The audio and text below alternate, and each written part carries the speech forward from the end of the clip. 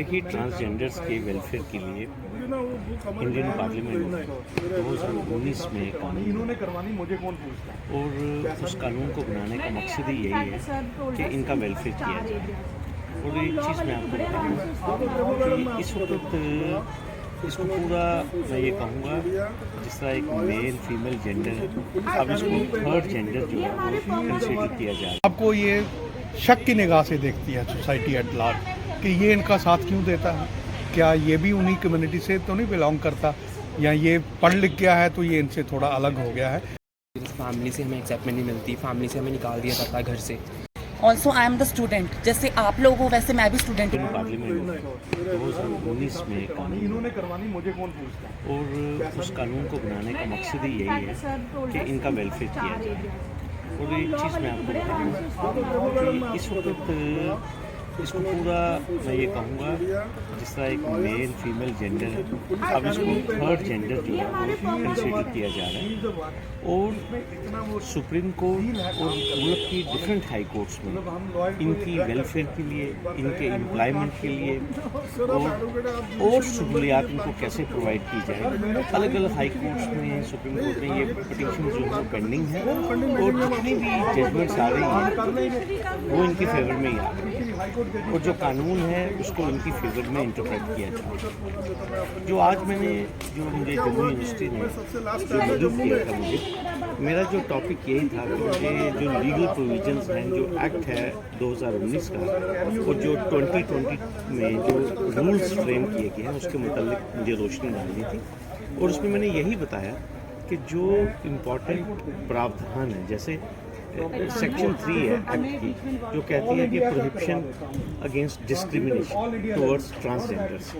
तो आप समझ लीजिए जो स्पिरिट आर्टिकल 14, 15, 16, 19 और जो 21 ऑफ कॉन्स्टिट्यूशन ऑफ इंडिया है, वही स्पिरिट जो है वो सेक्शन 3 का है कि इनको डिस्क्रिमिनेट नहीं किया जाएगा in all avenues of life, चाहे वो एम्प्लॉयमेंट है, कोई भी प्रोफेशन है, कहीं पे भी इनके साथ इम्तियाजी सूट जो है नहीं किया जाएगा।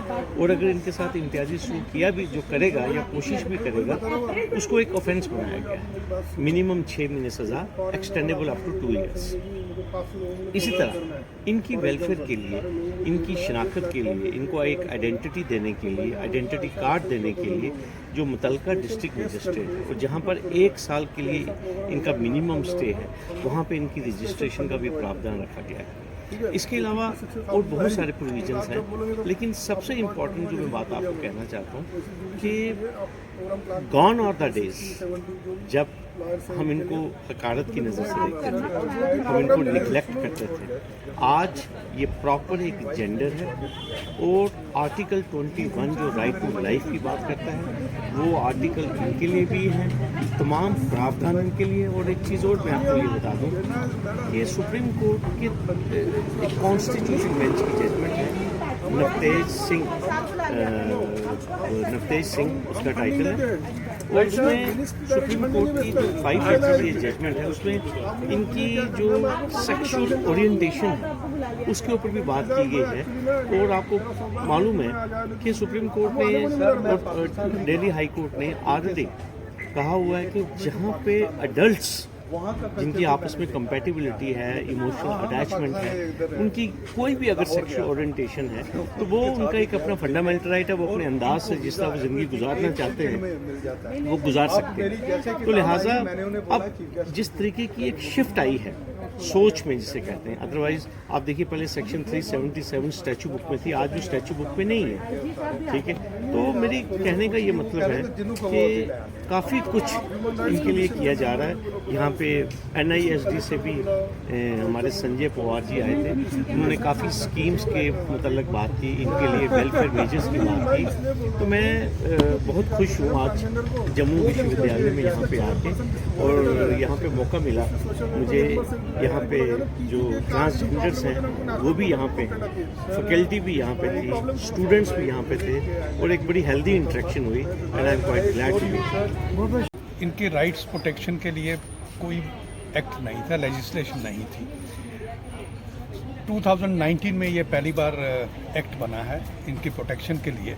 लेकिन वो after the honourable supreme court of India उन्होंने एक जजमेंट दिया, उसमें उन्होंने वर्ड ट्रांसजेंडर जो है this is contemptuous, they said कि they should be treated named as third gender, because male female and third gender. अब इनके प्रोटेक्शन के लिए एक्ट तो बन गया है, राइट्स भी हैं इनकी, लेकिन उसका प्रॉपर इम्प्लीमेंटेशन आज तक नहीं हुआ है। अब जैसे आपने कहा कि प्रॉब्लम्स क्या हैं, यहाँ पे जो है अभी तक इन्होंने रूल्स नहीं बनाए हैं।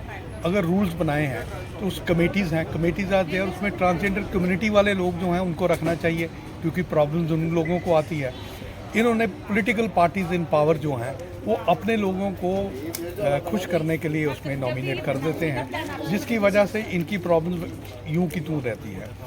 अब आपने ये क्वेश्चन किया कि प्रॉब्लम्स क्या आती हैं, बहुत प्रॉब्लम्स आती हैं।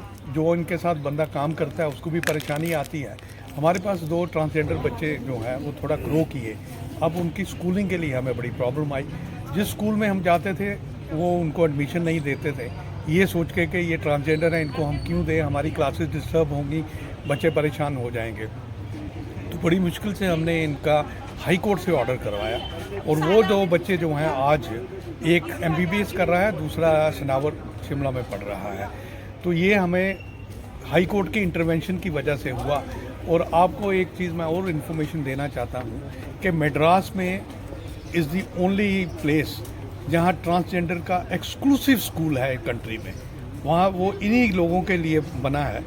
अब इनको प्रोटेक्शन दे दी है कि they have right to employment, they have right of freedom of speech and expression, लेकिन जब रियलिटी में आता है तो ऐसा कुछ नहीं है। अब मैं एक एग्जांपल देता हूँ कि किसी ट्रांसजेंडर को परेशानी हो जाती है medical, if you take him और हर टू द हॉस्पिटल, अगर उसको मेल वार्ड में रखेंगे तो फीमेल वो मेल वार्ड वाले चलाएंगे, साहब इसको फीमेल में शिफ्ट करो। फीमेल वार्ड में अगर रखेंगे तो वो कहते हैं साहब आप इसको मेल में शिफ्ट करो।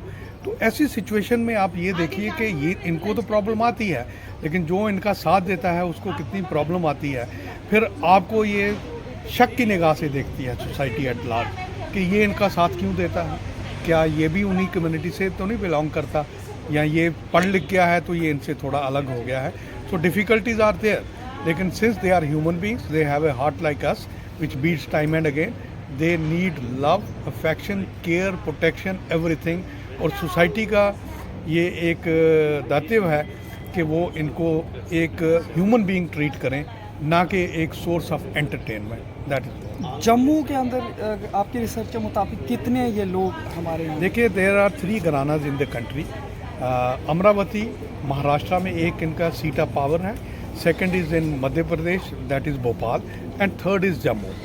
जम्मू में जो इनका सीट ऑफ पावर है, घराना जो है जिसको रेजिडेंसी रोड में सिचुएट है, उसको महाराजा हरी सिंह ने इनको फर्स्ट ट्रांसजेंडर्स को चपड़ा जो है वो इस वक्त पाकिस्तान है, वहाँ से ला के रेजिडेंसी रोड में इनको एक घर दिया था, वहाँ पे ये लोग रहते हैं। और एज ऑन टुडे वहाँ पे 92 सोल्स हैं जो एक ही छत के नीचे रहते हैं, 92 इनका नंबर है। But they are scattered also, इनका एरियाज ऑफ ऑपरेशन होता है। कश्मीर में आपको थोड़ा सा डिफरेंट लगेगा, कश्मीर में एक इनका घर नहीं है, घराना कोई नहीं है, लेकिन वहाँ सोसाइटी जो है वो ट्रांसजेंडर बच्चे को अपने साथ ही पालते हैं, लेकिन वो छुपाते हैं कि साहब ये ट्रांसजेंडर है।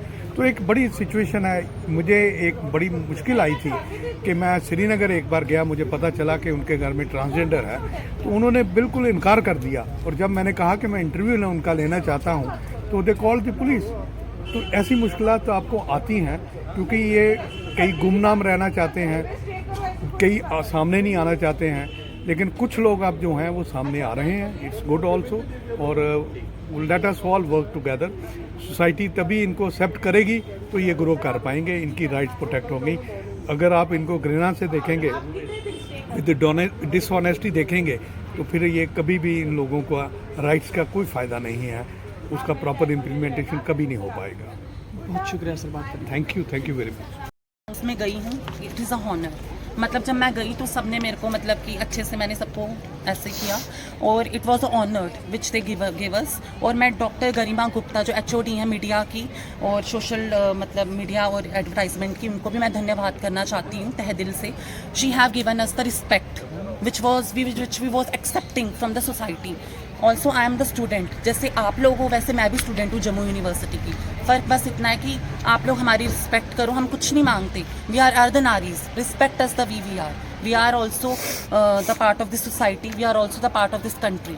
आपको जैसे एलिस ने बताया कि जब वो गई तो उसके साथ मतलब कि जॉब वो कर रही थी तो लोगों ने काफ़ी ज़्यादा उसके साथ बुलिंग की। बुलिंग हमारे साथ भी हुई थी। जब मैं 5 साल की बात करूं वो मैं उधर शेयर करूंगी जब मैं अपनी स्टोरी पे एक्सपीरियंस करूंगी। और मैं यही कितना ही कहना तो education is not free for us at all. मैं अभी यूनिवर्सिटी की फर्स्ट ट्रांसजेंडर स्टूडेंट भी हूँ। एक और है वहाँ काव्या भी है, वो भी यूनिवर्सिटी, वो यहाँ वो सांबा में है, वो भी स्टूडेंट है यूनिवर्सिटी की। But the thing is that कि हम लोगों को एजुकेशन फ्री नहीं मिल पा रही है। हमें भी जॉब्स दो। अगर हमें जॉब्स नहीं देंगे तो आजकल ट्रांसजेंडर सेक्स वर्क में चली जाएंगी। हमें जॉब्स करनी है, क्या फ़ायदा हो हमारा इतना पढ़ने का। I have done BA in English honors. I also want the job in the society. I also exist. I just want one thing from you people, that they should give us the job. They should give our education free of cost. अभी जम्मू आप देख रहे हैं, 10 साल वाला जो जम्मू मैं लेके चलूँगी ना, वो सब देखेंगे जहाँ ट्रांसजेंडर्स को रिस्पेक्ट दी जाएगी।